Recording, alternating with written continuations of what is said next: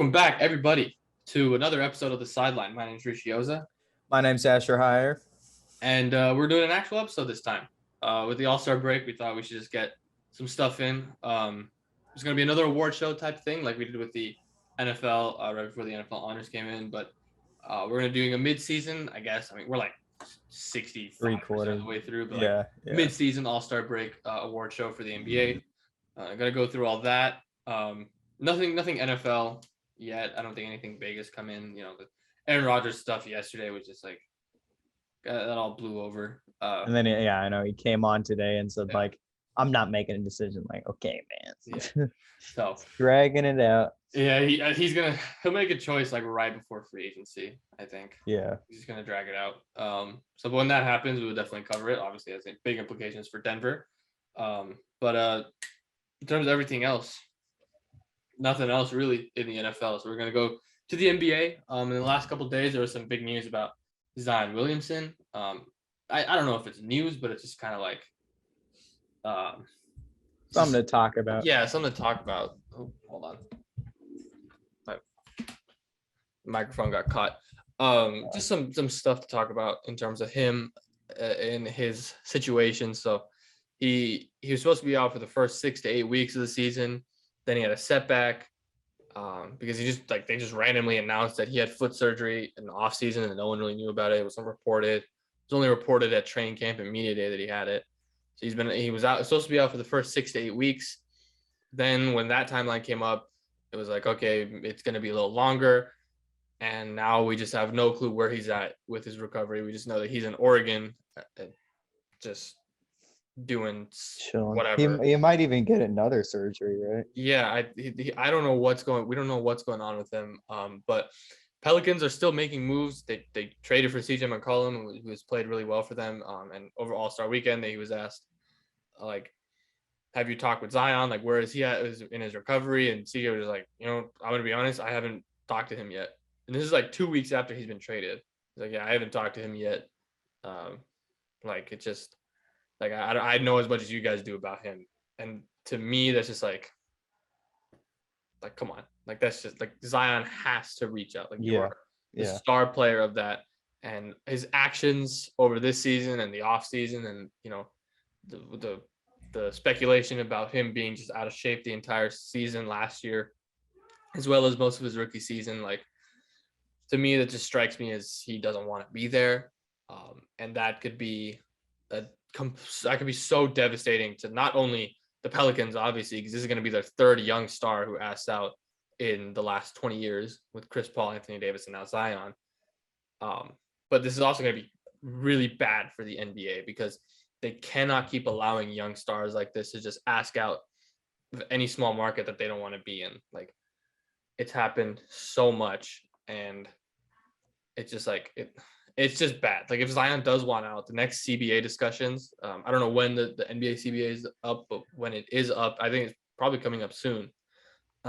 It's going to be very ugly, like really, really ugly, because owners in the NBA, they're going to want more power to prevent things like this happening so that the players can't just leave every time they feel unhappy. And the players obviously are going to fight back because they feel like they should have the power to be able to leave. But this is not a good look for Zion. Like, it's just not good at all. And it makes me very fortunate that all of Denver's stars and their young stars in a small market have not asked out yet. But, there's riffs in Utah about Donovan Mitchell maybe wanting out. Obviously, the Portland stuff, CJ already got traded. Dame might want out soon. Like, there's always speculation about small market teams, especially like Luka. I know there's always speculation that Luka wants out for whatever reason, just because he's in a smaller market. So like, NBA's got to do something about it.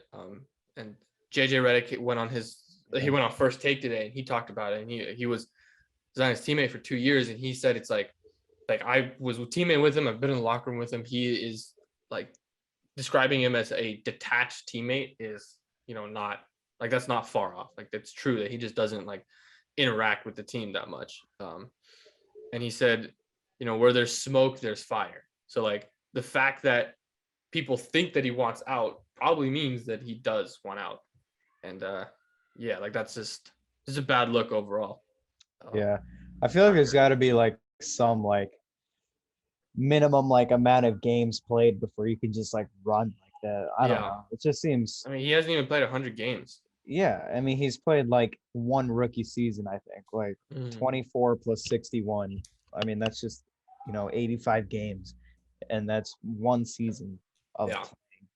playing. And it really sucks for the Pelicans because they've been building around Zion and Yeah, like for him. They built this team for him. And if he solid. plays, and like JJ Reddick also said this, like he's not speculating that Zion's faking the injury so he can, ask for a trade in the offseason. Like he is hurt. Like he's legitimately hurt. But the fact that he is like delaying coming back this much to everybody else just seems like, okay, he's like he's just not interested in coming back to New Orleans. But like if you look at New Orleans as a team, they trade for Jonas Valanciunas, who has been a great pickup for them. Brandon Ingram's been just as good as he has been the last 2 seasons when he was an all-star. CJ has played great for them. Like they have a legit core to build around. Like they have the talent to be in the playoffs and a playoff contender. They just need the playoff experience to start building a true title contender. That's what every young team needs. But if Zion's not going to play for them, like it's just really, really wimpy on his part, honestly. Yeah. So, yeah, just gotta get that out there because like that's just not. It's not good. It's not good. It's just a lack of investment on Zion from this team that has put in so much to him. So yeah, it's just it's not cool. And then you see like to make things maybe even worse, like you see the player selected right after him, John Morant, leading the Grizzlies to the top 3 seed, and just I mean like he wants to be in Memphis, it seems like. And I don't know, it's just tough seeing a guy like that drafted after you turning out to be the guy right now of the draft. Yeah, and it's like small market fans, they have much more passionate fans than big market teams. Like they don't have more fans. Like they definitely don't have more fans, but they have more passionate fans because they know like we don't get players like this often. So it's like John Morant, like he gave Memphis a chance. Like he gave Memphis a chance, but like he's playing for them, he's playing well for them, and now they're building around him, and the fan base loves him, and the city loves him, and the state loves him, and he's like the guy now there. And if Zion wants that, he can do that in New Orleans. Like that's not really that far-fetched. You just have to play, and they will worship you because it's a small market and you are a generational talent. So it's just I don't know that NBA culture of just like I don't like it here, I'm leaving is gonna have a pretty big dent. It's gonna leave a big dent in the NBA. Yeah, I don't know. And it's like, what more do you want? Like I feel like having a full city's like back is just something that you should desire. Like, does he really just want to just go to New York to a worse situation, a worse team? Yeah, I don't know. No, it's really like purely an NBA problem. You don't see this in the NFL. I mean, the NFL, you don't even like really just like unless you're like a proven star, you don't just I want to be traded. Like, you're like a second-year guy, you can't just like say that. Yeah, and like then, I mean, like the only like when there are trade demands, it's from like an established guy on a mediocre team who wants to go to a good team. It's not a player who has barely played but has been good in the time that he's played, like a young guy who just wants to leave because he doesn't like the city or something. Like that's just bad. Like this doesn't happen. Like you said, like imagine like sport. Like Josh Allen, like or Patrick Mahomes playing in like smaller cities. Just like after 2 years, they're like, I want to go to play with like the Giants or something or the Cowboys. Like it just doesn't happen. MLB, it doesn't happen either. No. Like this is just strictly there's just something about these basketball players. They're just more like egotistical, I guess, or just this new culture of young, like materialistic big egotistical guys that just Yeah. want like the very best, the most. They want to play on the most famous team. They want the most expensive stuff, and they Yeah. I don't know. Like if Zion does ask out at some point, and it looks like that's probably gonna happen, like he's probably the most realistic one to ask out. Like the Howard Beck had an article, and he was like, people around the NBA are preparing for someone like Damian Lillard, Donovan Mitchell, or Zion Williamson to have an ask out and be demand a trade out of a small market. You already know Dame's not going to do. I don't think Dame is going to leave unless it's free agency at this that's point. the other thing. It's like, yeah, I get the Portland situation is bad, but why are we like slandering Zion for wanting out, but then we're also slandering Dame for like being loyal? Like that makes no sense. Like I respect what Dame is doing. I get like he talks about how he's always loyal and stuff, but like the fans are wanting him to go to the Lakers or something. Like, isn't this what you don't want? Like, I mean, I don't get it. There's a lot of paradoxical statements that people say. Like Yeah. the Dame thing is a perfect example. Like if Dame wants to stay, he can stay. Like obviously I don't think anybody is gonna have like if he just wants to be loyal to one team, and if he doesn't win a championship, like that's okay. That's fine. Like I think if any star wants to just be loyal, I'm 100% okay with that.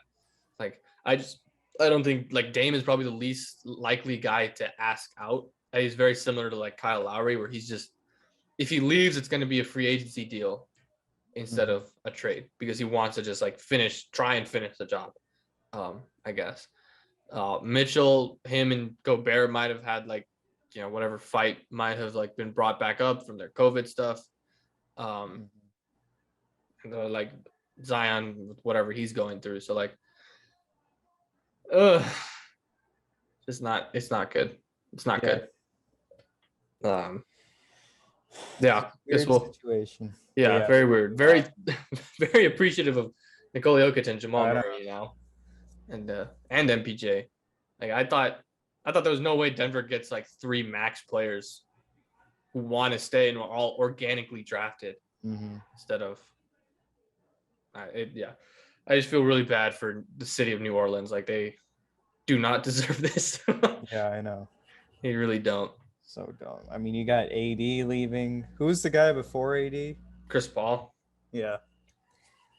Man, that is tough. Yeah.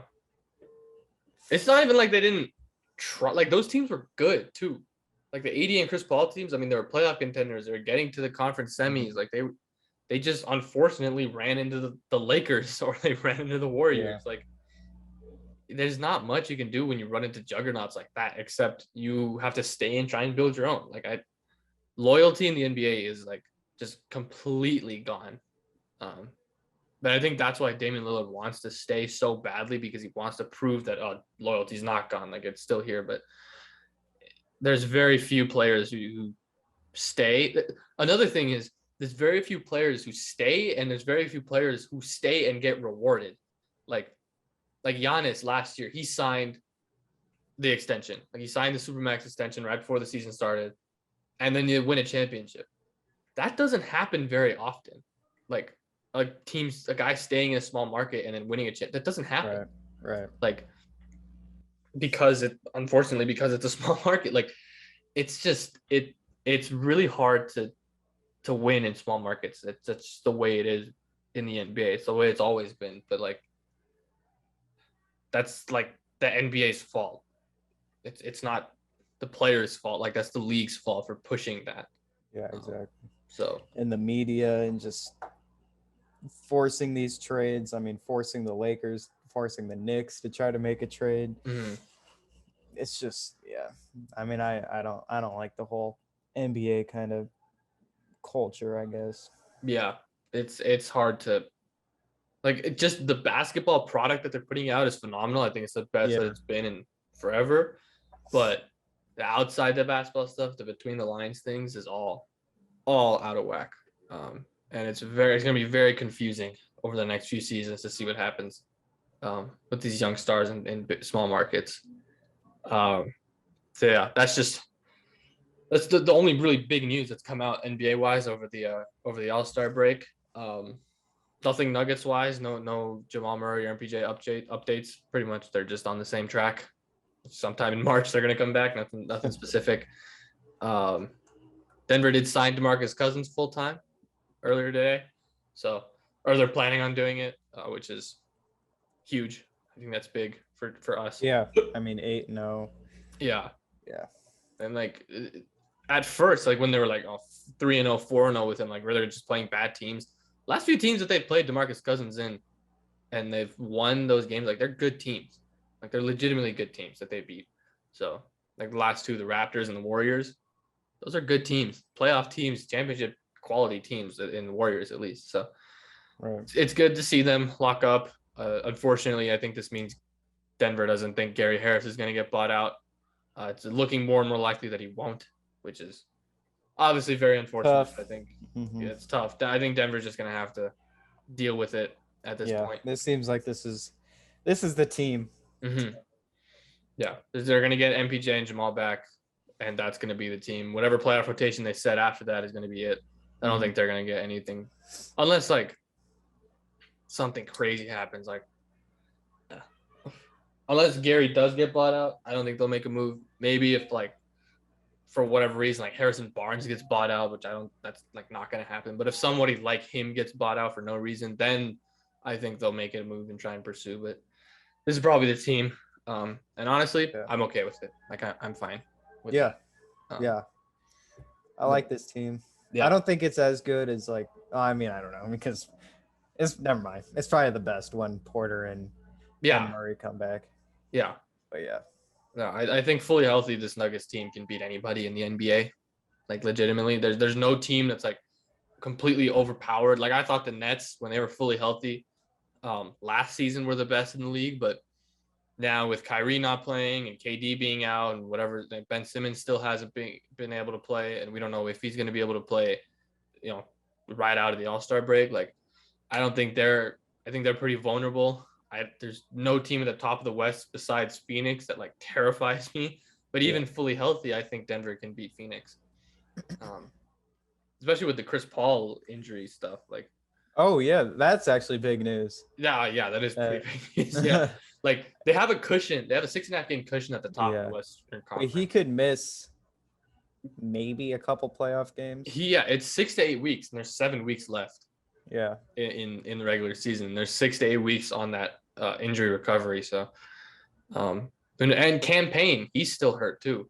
So they really don't have much help out there in the backcourt. I'm really excited to like see how they perform without Chris Paul. Yeah. Yeah. Like, is this team like actually like legit, or will it go back to like the team of before Chris Paul got there? I don't think it'll be that mean, probably bad. Not that bad. Because like the very limited sample size that this team has without Chris Paul is like the first 2 games of the conference finals last year, when they beat the Clippers, and they beat them in both of those games. Chris Paul wasn't playing because he had COVID, but that Clippers team also didn't have Kawhi Leonard. So I still don't think that that's a fair assumption of what that team could be. Now without campaign, they're going to have to start Aaron Holiday, and they're going to have to stagger Booker a lot with the second unit and use him as the point guard and playmaker. So it's going to be really interesting to see how they perform. I don't think they'll lose the 1 seed because I still think they're the deepest team in the league, but like it's going to be interesting to see how valuable Chris Paul is to that team. Yeah. And a big reason why we think the Nuggets can beat all these teams is because they have both of our MVP picks for this year. Jokic going back to back. I mean, I think it's fairly obvious. Not obvious in the media's eyes, but yeah, we already know about Jokic, all the on-off splits, the playmaking, the offensive rating, the defensive rating. When he's playing compared to when he's not playing. Having this team 8 games over 500, I mean, it's ridiculous. It's wild. And then when you look at like Giannis has like an 8-12 record when either Middleton or Holiday doesn't play.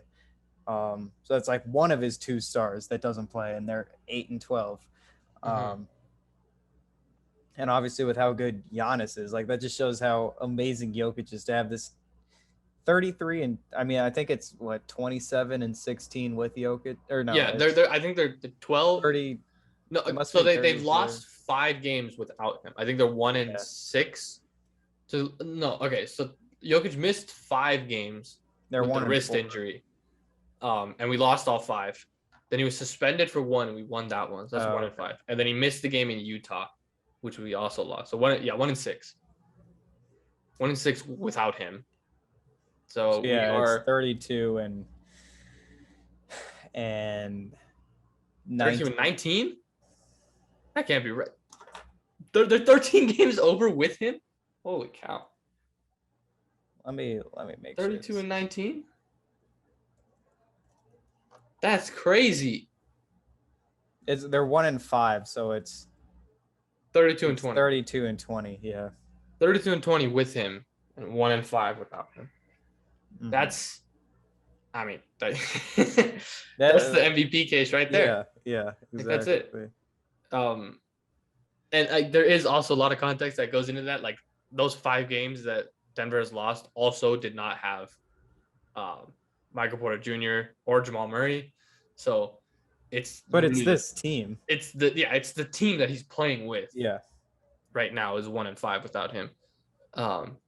Yeah, I mean it's not just like a lot of the people they're like case against Jokic is it's just the advanced stats. Like if you just look at Embiid and the eye test and all that, like he passes it, Jokic doesn't. It's like if you're watching Jokic and you don't think he passes the eye test, you're not watching basketball. Like I don't know what sport you're watching because it's so clear that every single time he steps on the court, he's the best player out there. Yeah. So like whether it's and I don't want to get into Nick Wright discussions because I feel like just giving him attention is exactly what he wants. But the fact that he's trying to discredit Jokic by talking about that he was on the bench and not closing in the All-Star game. It's just like, who cares? It's the All-Star game. And I mean, it's Jared Allen, who's literally the Cleveland guy. Yeah, it's the hometown. Like, if anything, Jokic probably says like, yeah, Jared, you play. I'm good. Like, yeah. So it's just like, oh my God, come on. Like, it's not that big of a deal. So that's just. Yeah, I know. I mean, it's a 14-point offensive rating defense with Jokic compared to when he's off, when he doesn't play this season. Defensive rating. I mean, it's not even the advanced stats. Like these rating stats are not advanced at all. They're not. Yeah. Like there's obviously like, I think like PER is starting to become less and less of an advanced stat, but if you want to call that an advanced stat, that's fine. Like wins over replacement or wins above replacement, like VORP, the Raptor, the LeBron scores, like all of that. Like, yes, that is advanced stats, and those are definitely misleading a little bit because like Nick Batum is top 10 in some of those stats. But when you're leading every single one, like that's got to say something. I mean, exactly. Like, all the advanced stats have to like balance out to where you get kind of a sense. And when Jokic is number one in literally all of them. And he's number one in like a large margin. It's not even close in most of them. I mean, he's got the best PR of all time. Like, I feel like that should like say something. I mean, I don't know. Like, no, it's an advanced stat. That doesn't mean anything. It doesn't. It doesn't matter that he's above Wilt and Jordan and LeBron and Curry. There's a metric called box plus minus, and I'm not exactly sure what it means, but I'm pretty sure it's just like a different version of like net rating. Like how much better are you than the other team when you're playing? And like if you have a plus like 8 to plus 10, that's like an all-time season or like an MVP caliber season. And Embiid is like right at 10, which is, I mean, it's true. He's having an incredible season, a historic season. Giannis is at like 11-ish, which is fair because he's having a great season. Jokic is at 14, which is just stupid. Let me look up what it actually means because I know it's something along the lines of how much better is your team when you're on the court than the other team. And he's third all time. Like third all time. Yeah. Like going back to his years when he couldn't score. Like, yeah. I mean, these names, I mean, you got to like think these names like mean a little something, right? Michael Jordan, LeBron James, everyone's 1 and 2. They're 1 and 2 in this. Magic Johnson, David Robinson, CP3, Larry Bird. I mean, like KD, Curry, Harden. It's got to mean something, and and he's third all time, and he's So box plus minus is it takes box score stats from an individual and team level and tries to estimate player performance relative to NBA average. So it's a per 100 possession stat where 0 is league average. And if you're plus 5, it means that player is 5 points better than the average player per 100 possessions. So Jokic is 14 points better than the average player, but according to this stat, which I think that makes sense. It seems right. Yeah, it seems right. I mean, when Jokic doesn't play, it's the offensive rating is like 14 points worse. It's I don't know. It's just so clear how good he is, and like to me, the MVP discussion, like if you have Giannis or if you have Jokic or if you have Giannis above him or if you have Embiid above him, I'm not exactly going to complain because of how good those guys' seasons are. I mean, it's wrong, but I'm not going to complain. Yeah, like I obviously think that Jokic is number one, and I think that it should be clear that he is. But as long as you have Jokic in the top 3, then I'm not going to really have any other arguments because it like obviously it's going to be Philly fans who think Embiid is better because they have a bias, just like we have a bias. It's going to be Milwaukee fans who think Giannis has been better because they have a bias, just like we have one. But if you don't have him in the top 3, then you're just wrong. Like then you're actually wrong, and we have a problem. And there's ESPN voters that don't even have him in the top 5. Yeah, there were 3 or 4 in their last straw poll who completely left him off the ballot, and I'm like, how? Denver is 2 games out of the 4th seed with this skeleton of a roster with the worst bench in the NBA. They talk about the record and all. Why they're like a game back of the Sixers, and like a game and a half back of the Bucks. Like, why is that only talked about for Jokic? Because he plays in a more competitive conference, at least at the top. Yeah. Because like the top 3 in the West have a better record than the 1 seed in the East. Like, and that's why Jokic is down in the standings compared to the Sixers and the Bucks. Like, just look at the record, like not the standings. Exactly. And even if you look at this, I mean, Philly's the 5 seed. Yeah. So it's not even like Embiid's like, oh, he's the 1 seed. He's, completely blowing everybody out of the water. No, he's like the 5 seed, and Milwaukee's the 4 or the 3 or something, or somewhere around there. Like the East 1 through 6, they're all like the same team essentially. Like Chicago can have a bad week, and Brooklyn can have a really good one, and Brooklyn can be the 1 seed. Chicago can be the 7. That's how close the East is right now. But like, if you want to talk about record, you have to actually say record and not standing. Yeah. And it's just like, if you do look at record and they are that close, they are like a game or 2 apart, and it's only that. Look at what the Nuggets are missing compared to what Philadelphia was missing. Philadelphia was missing Ben Simmons just the whole season, essentially. And now they're going to trade. They're going to get somebody back before the Nuggets get either of their 2 guys back. So if anything, that helps Jokic's case. I know. Yeah, we could talk all day about the Jokic, the MVP race in general, but like why Jokic is. But I think if I go through my like top 5, I would say Jokic 1, Embiid 2. Embiid's like playmaking has just gone off the charts. Like the improvements there are just wild, and the on-off splits in Philly are insane too when he's not on the court. So I would have him 2, Giannis 3. Probably DeMar 4, Curry 5, I guess. My top 4 would be the same. I think I'd have Ja at 5. But I think Curry at 5 is also good.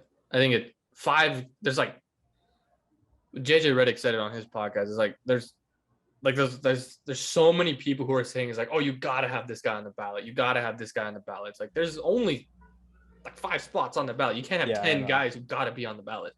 But that 5th spot, like you could legitimately put 6 or 7 guys out there. A lot. Yeah, I mean like Luka. Yeah, Luka should be getting way more. I know. MVP buzz. Yeah, it's tough. I feel like DeMar should actually be in the conversation now. Like because what he's doing without. I mean, the team is just always hurt, and he's got him at the 1 seed, and the efficiency he's displaying is just wild. So I feel like he has to actually be in like the actual conversation. Yeah, I mean, he just broke a Wilt record. Nobody breaks Wilt records. I know, especially as like a like a shot creating wing like that. Yeah. Like to have that great of efficiency over like a 7-game span, I think is what it was, to be Yeah. compared to 7 or 8. Yeah. a guy who like a 7'2" guy who just dunks the ball. I mean, it's that is wild. Yeah. So I feel like he should be in that kind of Giannis, Embiid kind of range. Luka definitely is up there. I mean, Ja, Curry. I still think Curry just having this team at like a 2 seed, and he's got the best plus minus in the league. Yeah. Yeah. And it's also like the best player on the best team type of thing for Curry. Like he is the best player on the second best team in the Western Conference right now. And it's not like Golden State's been incredibly healthy either. Like Draymond's been out for a while now, and we'll get to that stuff later too. But like he's been out for a while. Clay just recently came back, and he's still, you can tell he's still not 100%. Like Jordan Poole's been in and out of the lineup. Wiggins has been hurt in and out of the lineup. Like big guys have been in and out. Curry's the one guy who's been healthy for them. Right. So yeah, if like he has been having still a good season, even though he's been like sloping down. Yeah, I mean, like the shooting numbers are down, but just his impact is still up there. I'm trying to think of other ones. I mean, Chris Paul, I guess. Yeah. You can have Chris Paul or Booker up there. Yeah. I wouldn't be mad because both of them, I think, have the same type of impact on that team. But it's like top 3, you got to have Jokic, Embiid, Giannis in some order. Jokic, Embiid, Giannis is ours, but if you flip-flop it, I don't think I would be very angry because there is there are legitimate arguments of the other two to have MVP. They think Jokic's case is the best.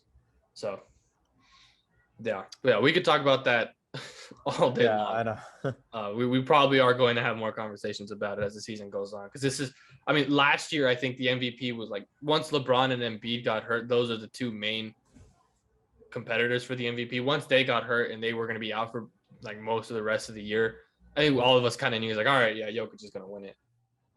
Like he was the favorite already at that point, but then there was nobody even close to even had a chance. So, but like this season, you know, if Giannis and Embiid are able to stay healthy going into the end of the season, this is going to be a ridiculously close race. Yeah, it is. Like insanely close. Yeah, it'll be fun. Moving on to Defensive Player of the Year, we have a disagreement here. You have Draymond, I have Gobert. Why do you have Draymond?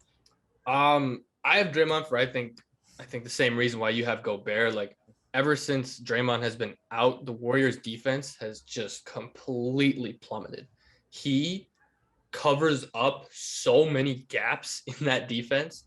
Like if you look at him one-on-one, his play has declined a lot just because of his age and his athleticism has declined a lot. But if you look at his help defense and his rim protection at his size, like his help defense is incredible. He knows where to put everybody. He's the anchor of that team. And when he's on the floor, that defense is so much better. And it's very similar to Gobert. Like you could have Gobert at number 1 and it could be the same exact reasoning. And like, it could be true as well. But like Draymond, I think his impact on that defense is better than, I think it's better than Gobert's on the Jazz. Cause like, it's insane. I mean, you look at how Golden State was playing in the beginning of the year. They were blitzing teams. I mean, these games weren't even close against contenders. And since he's been out, they've been playing really close games against teams. I mean, like against the Nuggets, their defense was horrible. It was god awful. I mean, in the fourth quarter at least. It was gross. Like it was just straight line drives, and there was nobody at the rim to do any sort of protection. There was no help defense at all. So I just think he covers up so many gaps in that defense, and he makes that defense legitimately great as compared to awful without him. Yeah, that is fair. I mean, yeah, I have the same kind of argument with like whatever. I don't really care, but I have the same argument with Gobert. Just like, I mean, the Warriors are still like top like 12 in a defensive rating when Draymond is out. Compared to like Gobert, like their defensive rating without Gobert, worst in the league, right? pretty sure. I think it's like Or bottom 5 at least. Yeah.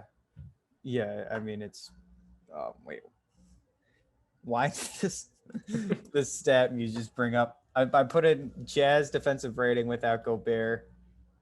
I forgot the word this season. I put season, and it came up with like 2013-14. I'm like, wait, that is not right. Yeah, I mean, it's a 115 without Gobert, 108 with Gobert.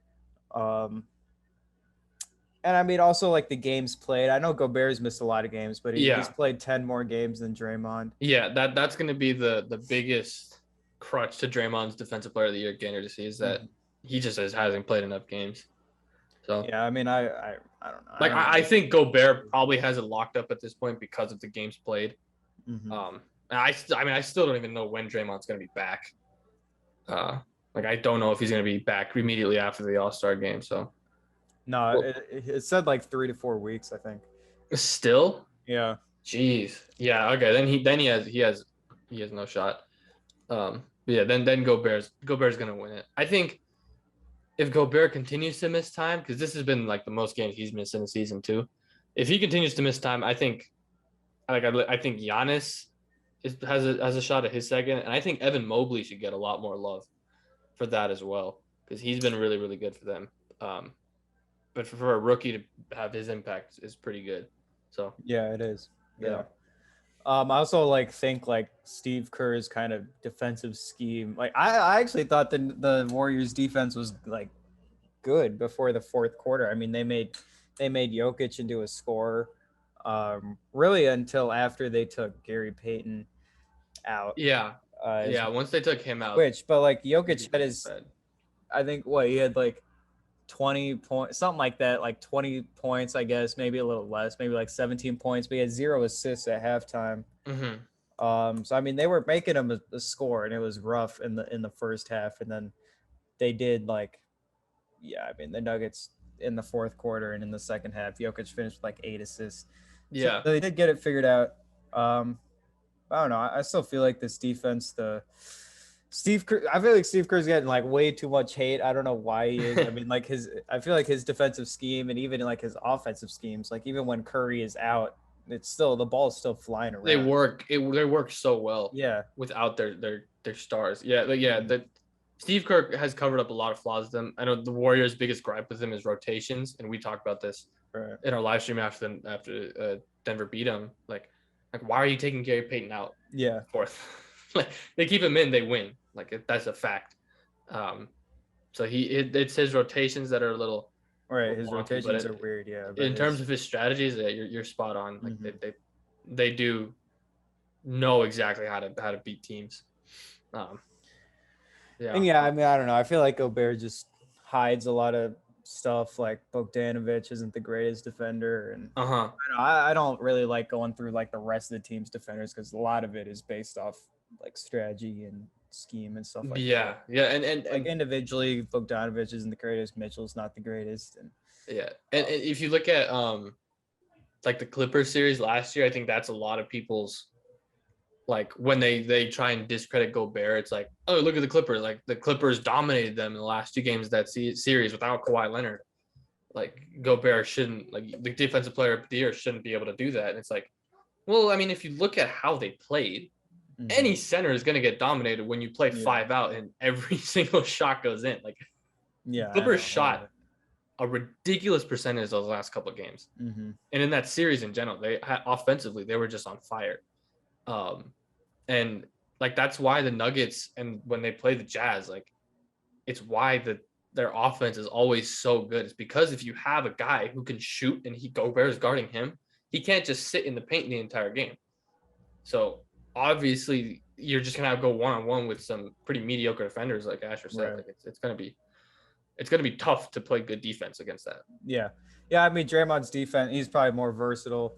He can literally cover 1 through 5 probably on the perimeter. Yeah, that's another thing. And I mean, I don't know. I just feel like Gobert's kind of. I mean, it's really just the game's playing. I mean, Gobert's gonna win it because Draymond's not playing. Because of the games, yeah. Yeah, pretty much why I put him in there. And just the defensive rating with Gobert. The net rating. Yeah. The net rating's pretty shocking. Yeah. But I mean, it's even more for the Warriors though, which is like the Warriors is 110 without Draymond, and it's 101 like with Draymond, Yeah. which is insane. A Yeah. 101 defensive rating. But yeah, I mean, I don't know. Yeah, Gobert is going to win. Mm-hmm. Like even if I think Draymond should win, but the games he's just not going to play enough, which is unfortunate. Mm-hmm. But yeah, Gobert is going to win that for sure. Yeah. All right, most improved. Another difference here. You got Miles Bridges. I got Anthony Simons. Mm-hmm. I mean, there's really a lot of candidates here. I think There are. You got Ja. You got, more. There's more that I'm like forgetting right now. There are a lot. Like those three I think are the top. Like I was debating Bridges or Ja for this, but like Simons has definitely, ever since Dame got hurt and CJ's been injured for a bit too, like before he got traded, Simons has been really, really, really good. I think if he continues this play into the rest of the season, he's got a legit, like I think he'll probably be the favorite because he has been insane, like ridiculously good. Like they haven't even missed a step offensively, losing Dame and CJ because of how good Simons has been. So if he's able to continue this momentum through the All-Star break the rest of the season, he's going to win it. Bridges has been the most consistent guy. Ja has been there. Like Tyler Hero is another guy who's had a lot of improvement. DeJounte Murray, Darius DeJounte Garland. Murray, yeah, or he's probably third actually. I mean, he's almost. Yeah, I was tempted to put in DeJounte here. Yeah. Yeah, he's almost averaging triple double. His offensive like shot making and both playmaking and shot making have been. They jumped so much. Yeah, because he was really just a defensive like point guard who could get to the rim and hit a couple mid-range shots, but now like his three-pointers kind of fallen a little bit. Obviously that mid-range game is deadly, and the assists too, up to 9 assists. Yeah, it's pretty crazy. Yeah, he's been pretty good. I would say Pascal Siakam is another candidate for most improved, but I think last year was just like an injury thing. Like he's having a better season this year than he was his All-Star season. So, and did he already win it? Oh yeah, he did. Yeah. Yeah, I forgot about that. I mean, Gary Trent maybe too. Gary Trent's got a claim. He's been pretty good this season. Desmond Bane. I don't really like the second year players don't really ever win it. Yeah. The only second year player I think who should have won it over the past few seasons, I think Brandon Ingram won it in 2020, I think. His first All-Star season, I know he won it, but I thought Devontae Graham should have won it. But I don't like the second year player. It's so hard to do it. Except I'm pretty sure Jokic was also up there for most improved in his second year, but Giannis won it or something. It's like second year is like, that's like development. Yeah. If you have you have a jump in your second year, that's development. But if you have a jump in your, fourth, fifth year, like some of these guys are having, like that's improvement. That's actually improvement. So it's, yeah. I mean, Jared Allen could be in the conversation too. I'm just looking at the odds. They got Fred VanVleet in here. Jaren Jackson. I don't know. Jaren Jackson could probably win, like, if they had a comeback player of the year, he'd probably win comeback player. Because he was, like, out for most of the season last year. I don't think that's really him playing bad. Like, that's, like, injury-wise, like, I don't think you can give most improved to somebody. Sorry. Bless you. You're good. I don't think you can give someone who missed time due to injury that award. So, yeah. But I think the top four has got to be, like, Simons, Bridges, Morant, and DeJounte Murray. Bless you. Dude, I've been having these I just sneeze 4 times in a row. It's so annoying. That's how it is for me too. They have Darius Garland third in odds. I was gonna say Garland too. I don't get why everyone thought Darius Garland was bad. Like I really don't. It's like if you just look at his stats over, he averaged 17 last year. Yeah, he is not he was never bad. Like I don't understand this. Yeah, What I people don't were either. were thinking. Like if I look through his seasons, his rookie season, he averaged 12, which isn't good. But then his second season, when people still thought he was bad, he averages 17.6 assists on 45% from the field and Shooting almost 40%. 40%. He's a gifted shooter. Yeah. Those all-star festivities and stuff. I didn't know he was that good of a shooter. I know. I'm like, damn, this guy can shoot, and he can shoot from deep too. Yeah. Yeah. He already has a career high in 3-pointers made this season. He's good.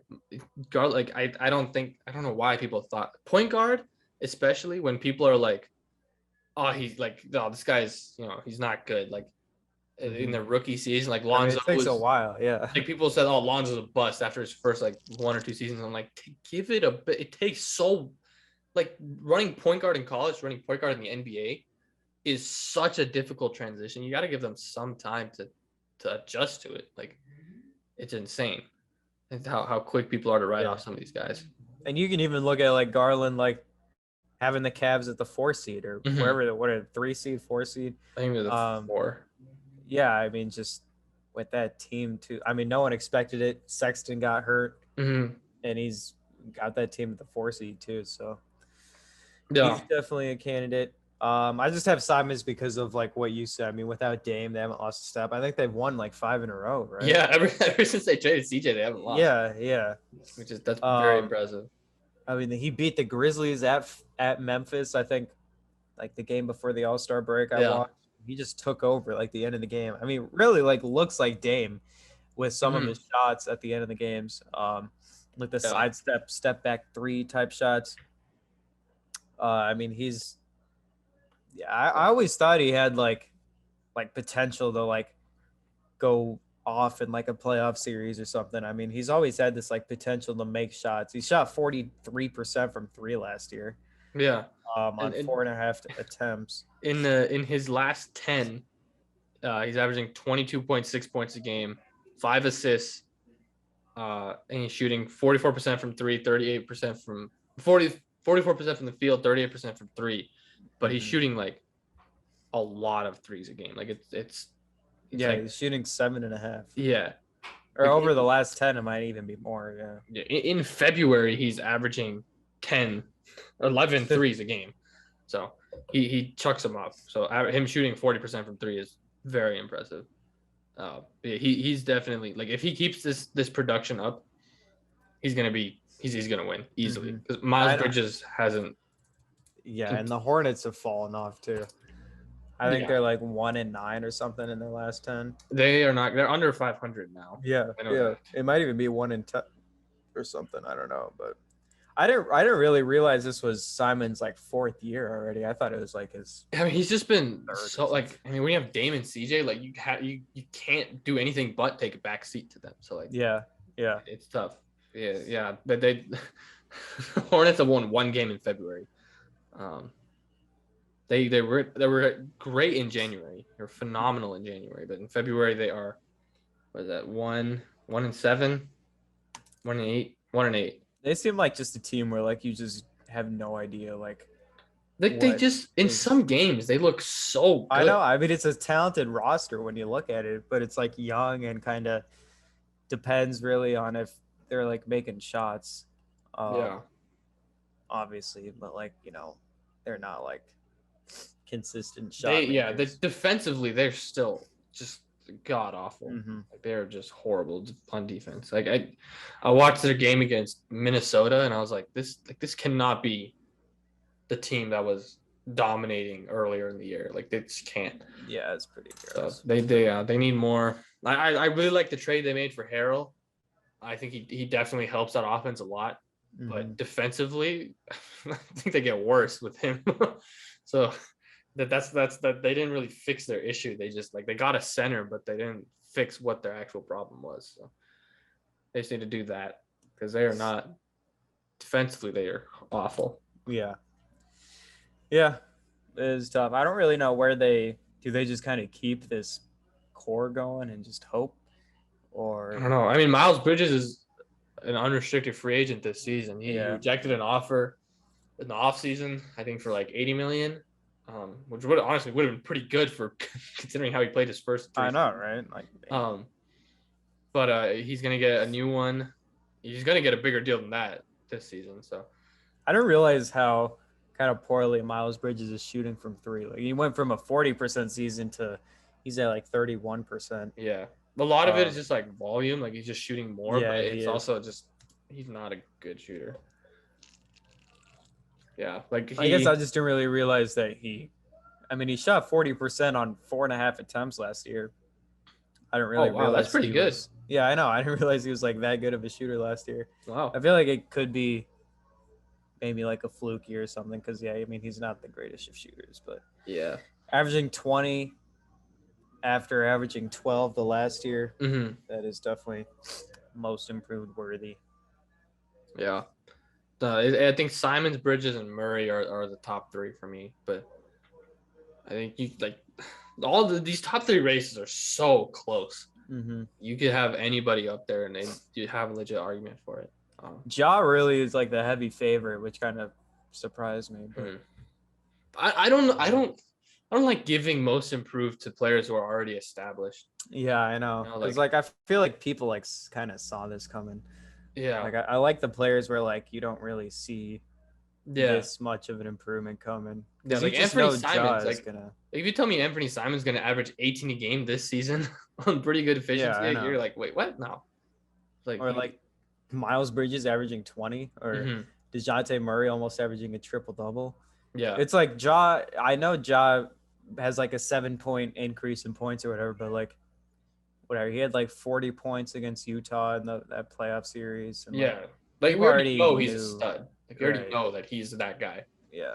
But yeah, it's just that's why like Luka and like Jason Tatum were finalists for most improved player one year, and I'm like, really? Like, no, like, they're all stars. Like, they're not. That's not how it works. So, yeah, this is very different than our NFL awards. We got a lot of differences. Not this one though. Not the sixth man of the year, and I don't think anyone is gonna have a difference here. I mean, this is just really sixth man and rookie of the year, I guess, are obvious. Yeah.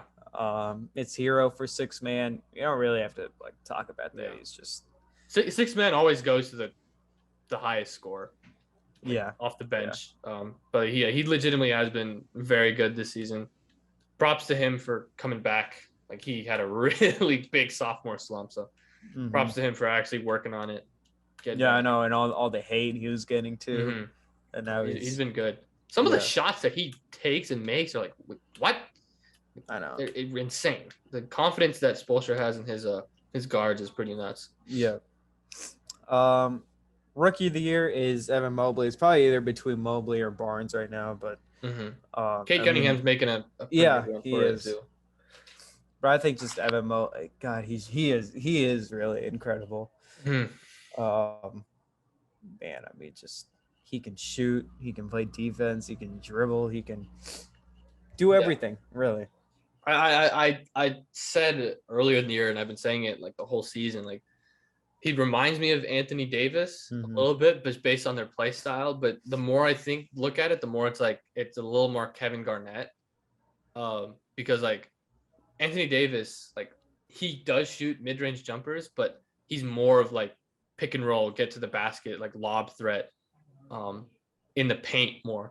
Mobley, like, he can do that, but he's way more perimeter, like in terms of he's like in the mid-range and he's only a lob threat instead of like he like actually has post moves like how Anthony Davis does. So it reminds me more of like Kevin Garnett because of how good his mid-range is, and just how long he is and how good defensively he is. It's more of a Kevin Garnett type of thing. We'll see if he like kind of beefs up. Like, right now he's just lanky and like kind of just looks like a baby deer kind of walking out there. But if he like beefs up, I can see Kevin Garnett for that. But I feel like he can also.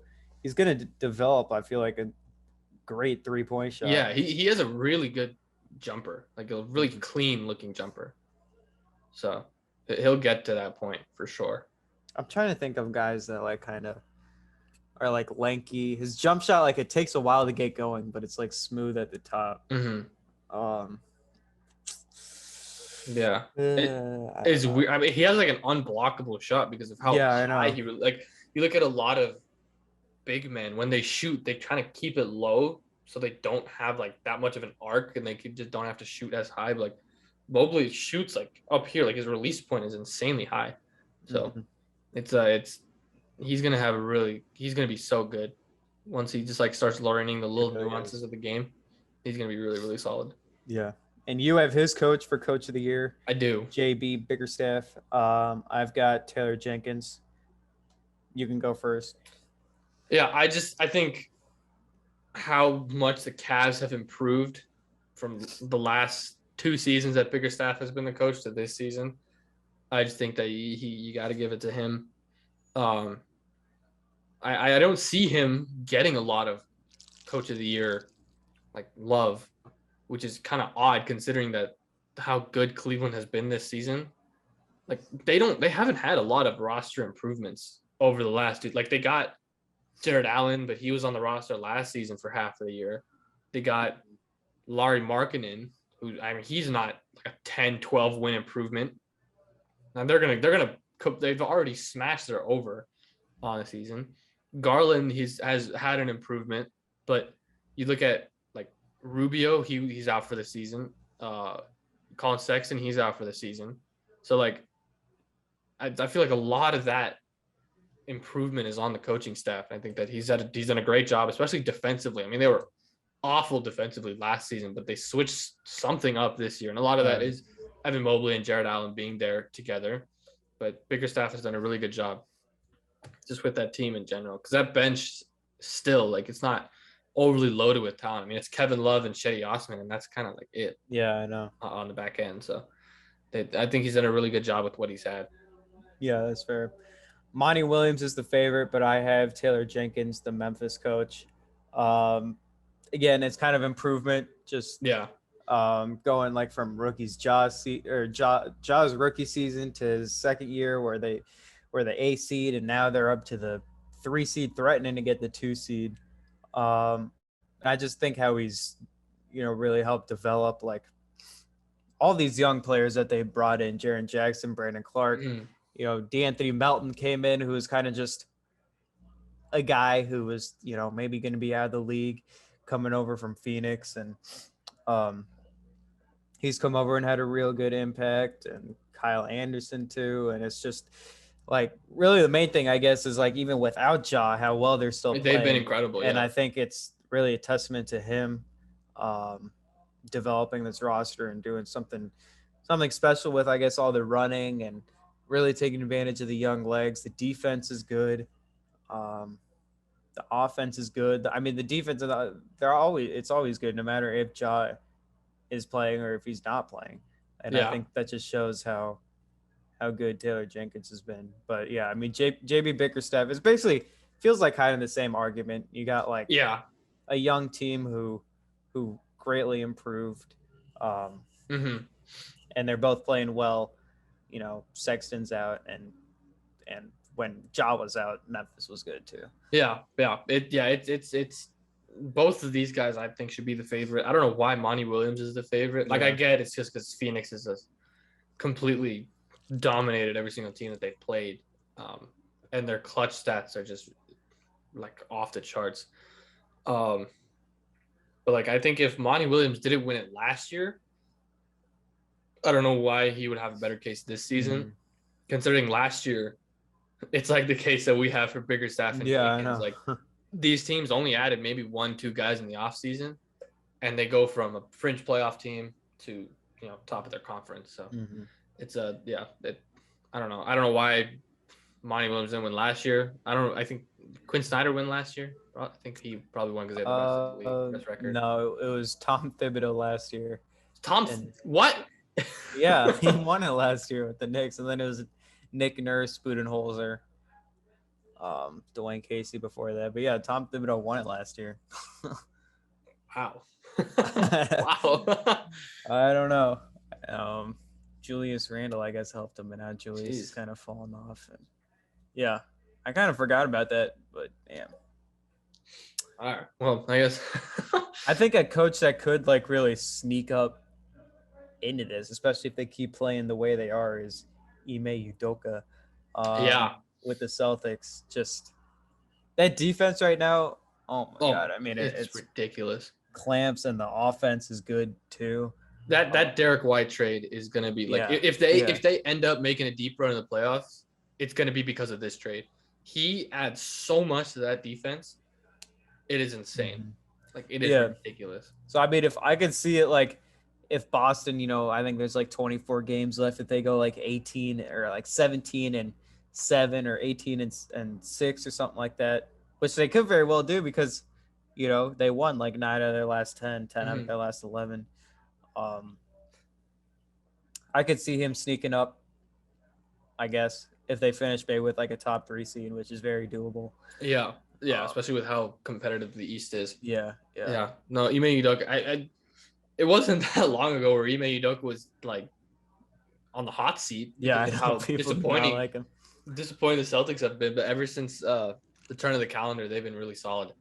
And in February, they were more than solid. They were like great. Mm-hmm. I mean, firsthand, you look at the Nuggets Celtics game. I mean, Denver was playing them pretty even until the fourth quarter, and then that closing lineup of Smart, White, Tatum, Brown, and Rob Williams. My God, that's impossible. You even have that's not even counting like Grant Williams, who's another great defender, and Daniel Theis, whatever. Yeah. He comes along and he's a pretty good defender too. Yeah. I mean, that team is just stacked. Al Horford's Horford's pretty good. Yeah. I mean, he was the one who like the Embiid stopper, and he did it again like a couple days ago. Yeah, they've been really, really good, and that roster is built to win, like defensively.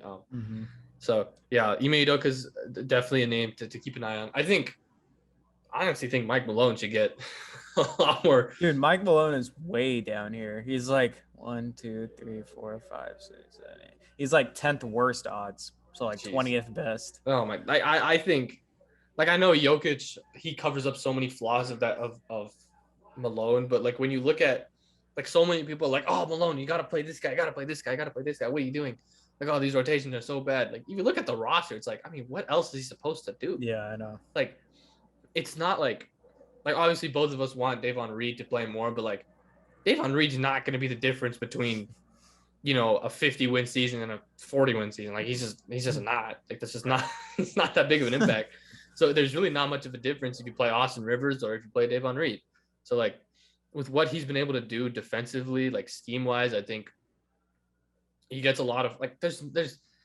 I saw this on Twitter and I agree with it completely. Like, there is zero NBA fan base that actually likes their coach.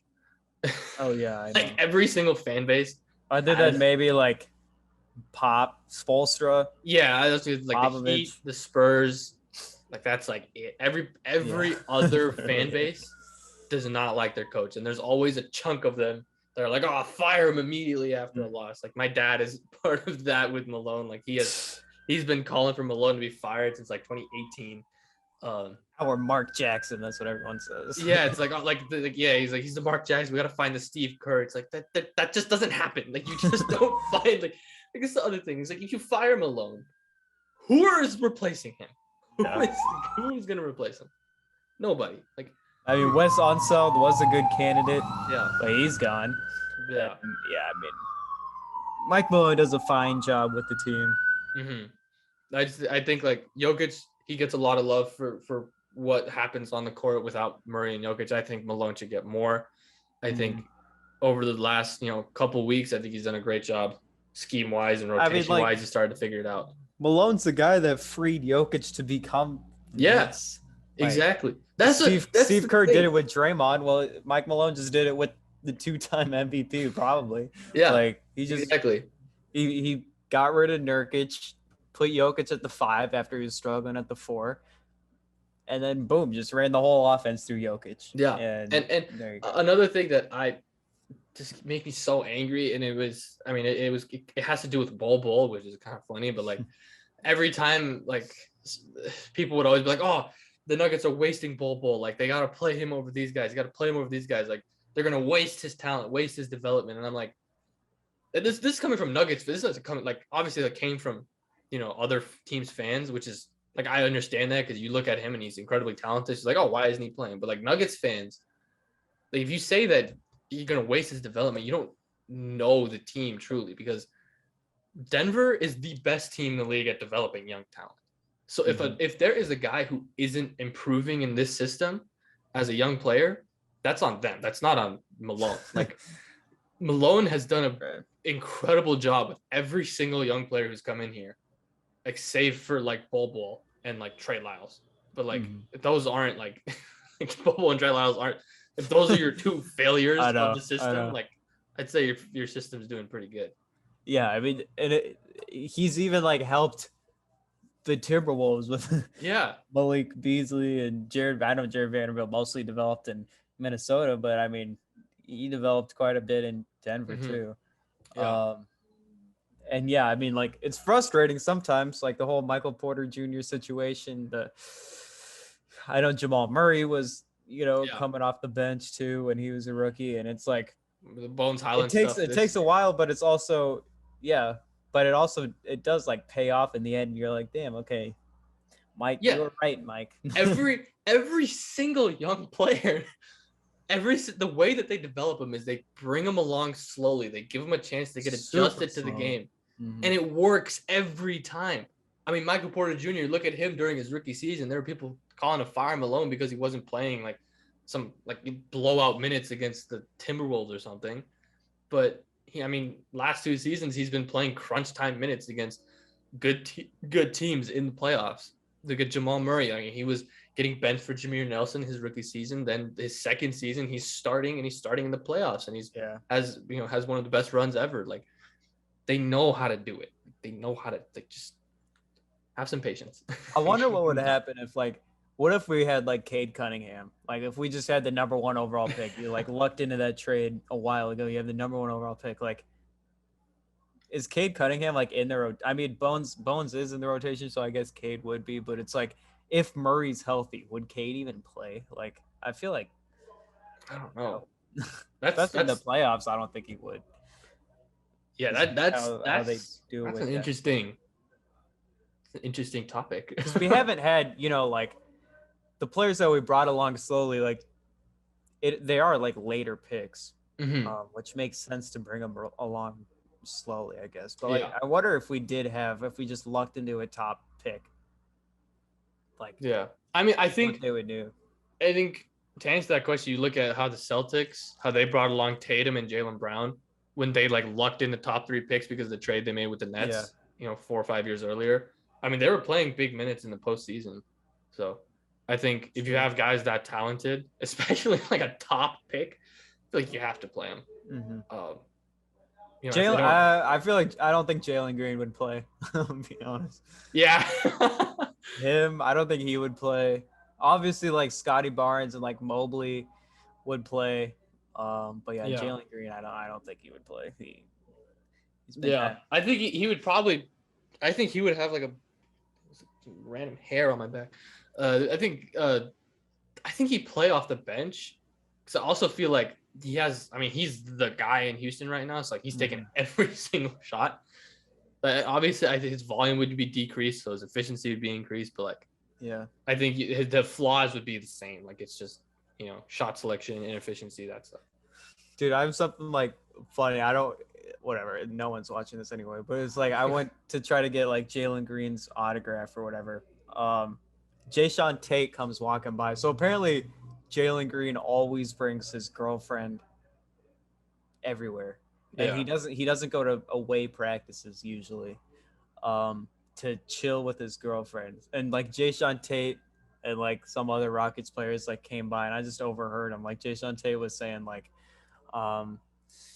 he was like, oh, he's always got to be with her because he didn't go to that practice that day. I'm like, we got some Rockets beef here with Jalen Green. Maybe that's not the good look. Obviously, he doesn't want that being public knowledge. I heard Jayshawn Tate say that behind his back, and Jalen Green was getting. Never mind. I'm not going to say it. Actually, I'm going to leave that out because whatever. But yeah, they don't. Doesn't seem like they like Jalen Green right now, but we will see. He's a talented guy. Yeah, he is. He's very talented. Dunk contest didn't really show it, but one of the worst dunk contests I've ever seen in my life. I feel bad for Obi Toppin because he was actually like trying stuff in that contest. Like his first dunk when he jumped over him and did the behind the back, I was like, wait, whoa, hold on. Dude, some of those dunks, like they had like good ideas, like the one where he went in between the legs or something and put it like reverse, but it wasn't like jammed in cleanly. Yeah. But like look at it, I was like, whoa, damn. Like when he was in the air. So I mean, he tried, and there probably should have been a 50. Like I think one of those dunks. I think where he jumped over the guy and put it behind his back. Behind the back, that should have been a 50. Behind the back is tough. Yeah, and he didn't like push off. Like that's insane to have that jumping ability.